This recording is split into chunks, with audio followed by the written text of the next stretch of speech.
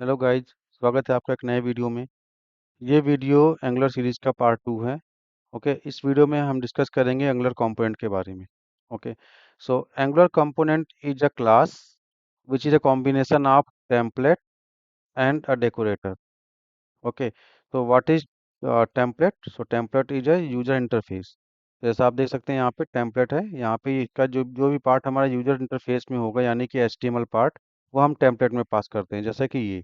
तो अब ये कंपोनेंट तभी बनेगा, ओके, अगर कोई क्लास है ये टाइप स्क्रिप्ट की, वो कंपोनेंट तभी बनेगी अगर उसके पास 3 चीज़ होंगी, जिसमें कि उसका होगा टेम्पलेट, यानी कि उसका HTML यूजर इंटरफेस, एंड एक डेकोरेटर होना चाहिए जो कि कंपोनेंट है।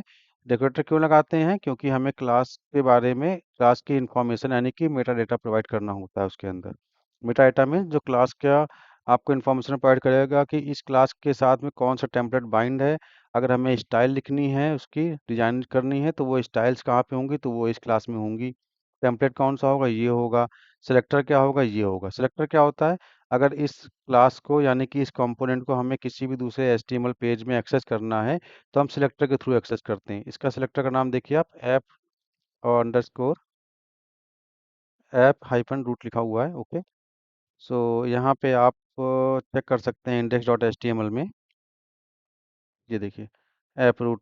ओके, सो ऐप रूट क्या है? ये यहाँ पे सेलेक्टर हमने कॉल किया हुआ, मीन्स यहाँ पे हमने ये जो ऐप रूट कंपोनेंट है, इसको यहाँ पे एक्सेस किया हुआ है। ओके, तो इससे क्या होगा कि जितना भी ऐप रूट का जो कंपोनेंट का हमारा जो HTML है, वो सारा का सारा यहाँ बाइंड हो जाएगा, यहाँ पे आपको रेंडर हो जाएगा बॉडी के अंदर। जितना भी आउटपुट यहाँ दिखेगा। तो ये तरीका है किसी भी कंपोनेंट को यहाँ पे कॉल करने के लिए। सेलेक्टर के थ्रू हम अगर HTML पेज में कॉल करते हैं, तो ऐसे ही करते हैं। ओके, तो क्लास क्या होगी? क्लास बेसिकली हमें जितना भी HTML पार्ट है या हमारा जो भी, उसमें जितना भी लॉजिक प्रोवाइड करना है, जो भी हमारे डायनामिक चीज़ें हैं, जो वेरिएबल्स बनेंगे, प्रॉपर्टीज बनेंगी किसी भी वैल्यू को एक्सेस करने के लिए, वो सारा लॉजिक हम लिखेंगे क्लास में। ओके, एंड इन जो हमारा HTML फाइल रहेगी, वहाँ पे सारा मार्कअप, यानी कि सारा HTML पार्ट रहेगा, जिसमें आप डिजाइनिंग भी करोगे। और डिजाइनिंग का जितना भी कोड होगा, यानी कि आपके जो स्टाइल्स होंगी, वो सारा स्टाइल वाले में होगा, यानी कि इस फाइल में होगा। ओके, तो आप कह सकते हैं कि Angular component is a combination of 3 things. Means Angular component is a class which contains a template and a decorator. Okay, so जैसा मैं आपको दिखा चुका हूँ यहाँ पे कि ये ऐप रूट है हमारा। ओके, इसके अंदर 3 थिंग है, आप देख सकते हैं यहाँ पे। तो इसके रिलेटेड जो हमने यहाँ पास किया है टेम्पलेट URL, वो हो गया ये इसका HTML फाइल। एंड जो स्टाइल है वो है CSS फाइल इसकी, और TS फाइल ये है। ओके, अब यहाँ पे को हम कैसे एक्सेस करते हैं, मैंने आपको दिखा दिया। यहाँ पे index.html में ऐसे यूज़ कर सकते हैं। चलिए हम इसको रन करते हैं, इस प्रोजेक्ट को। रन करने के लिए मैं लिखूंगा npm रन स्टार्ट। ओके, तो ये प्रोजेक्ट हमारा रन हो रहा है। रन होने के बाद में हमें ये एक URL देगा। ओके, इसको मैं कॉपी करके ब्राउज़र में ओपन करूंगा।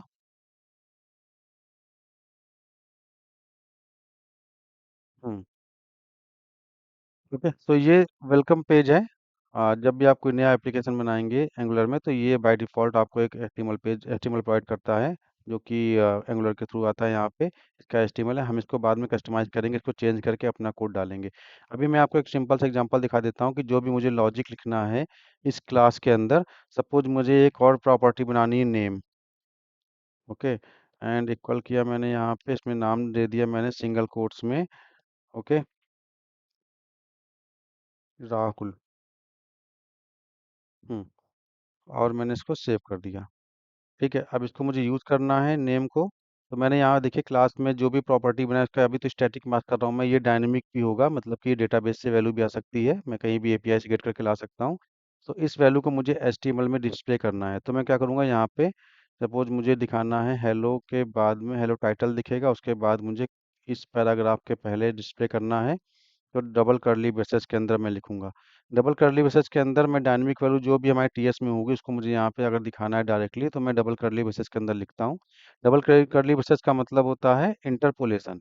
ओके, आप ये नाम याद कर सकते हैं इंटरपोलेशन। सो इसमें क्या होता है, आपको डायनेमिक वैल्यू जो भी आपकी टीएस का जो भी वेरिएबल है उसको आपको डायरेक्टली डिस्प्ले करना है एचटीएमएल पेज में, तो हम डबल कर्ली ब्रेसेस के अंदर लिखते हैं। मैंने फाइल को सेव कर दिया, अब ये ऑटोमेटिक यहाँ पे दिखने लगेगा। ये देखिए, यहाँ पे हमारा नाम डिस्प्ले हो रहा है।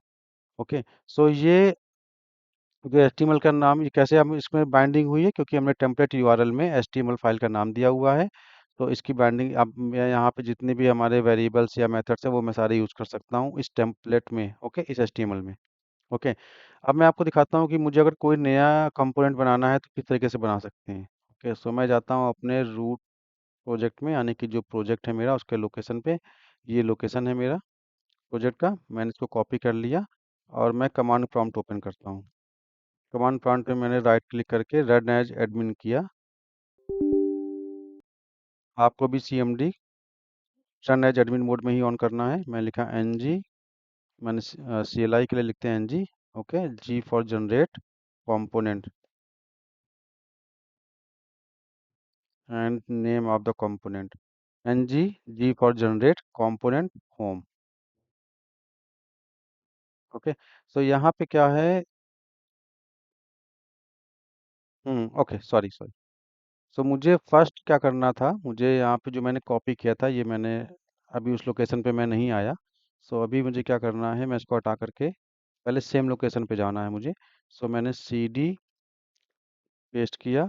मैं सेम फोल्डर लोकेशन पे डायरेक्ट क्रिएट करा था, वहाँ पे क्रिएट नहीं करेगा क्योंकि वहाँ पे CLI नहीं है, यानी ये एंगुलर प्रोजेक्ट नहीं है। ओके, सो यहाँ पे अभी आपको क्या करना है, इस प्रोजेक्ट के लोकेशन पे मैं आ गया हूँ, उसके बाद मुझे ये कमांड टाइप करनी है। ओके, अब मैंने एंटर किया। ओके, आप देख सकते हैं ये कंपोनेंट हमारा क्रिएट हो गया। इसने क्या किया, एक HTML फाइल क्रिएट कर दी, एक TS फाइल यानी क्लास, और एक CSS।